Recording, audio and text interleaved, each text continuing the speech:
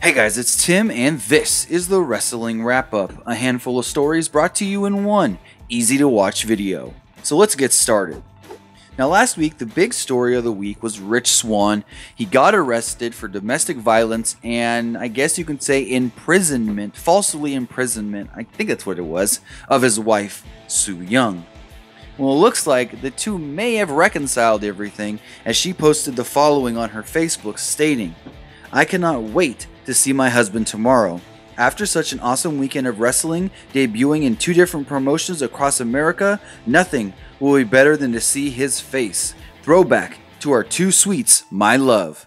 So hey, I guess everything that went down, it's all good. As far as legal stuff goes, last we did heard Rich Swann may be in the clear and everything may get thrown out in court.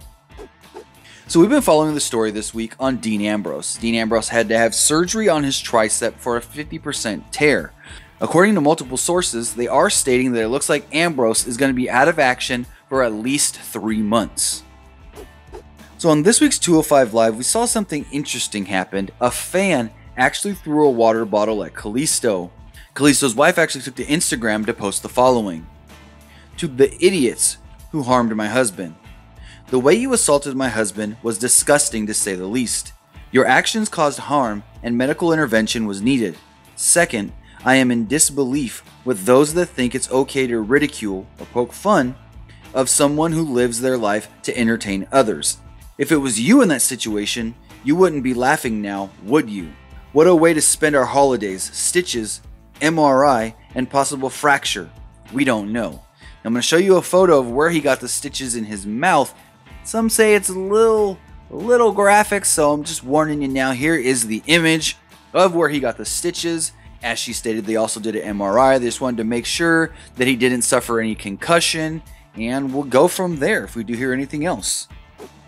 So the USA Network has been touting that all next week, most shows are going to be very, very limited as far as commercials go. And they also noted that the first hour of both Monday Night Raw and SmackDown Live are going to be commercial free, which will be airing on Christmas and then the day after Christmas. So for all of you people that like to watch SmackDown and watch Raw later because you can fast forward the commercials, well, that first hour of show, not going to be any commercials. So we've been talking for a little while now that Batista wants to come back to the WWE. According to PW Insider, talks with Batista and the WWE are going well, and the WWE actually pitched to him to do a partial schedule. They said that he could do something like a Goldberg or a Brock Lesnar has been done over the last year, and he shot it down. He said if he's going to come back, it's going to be a full-time deal like Chris Jericho does, and it's going to be for 6 months up to a year. Now here's the issue with that. If he's signed and locked in with the WWE for anywhere from 6 months to a year, that could hurt him Hollywood-wise. What do I mean by Hollywood-wise? If a studio comes to him and said, "Hey, we want you to be in this movie, we want you to play this role, and you're going to need this X amount of time to film and production and all of that," it's going to have to get cleared by the WWE.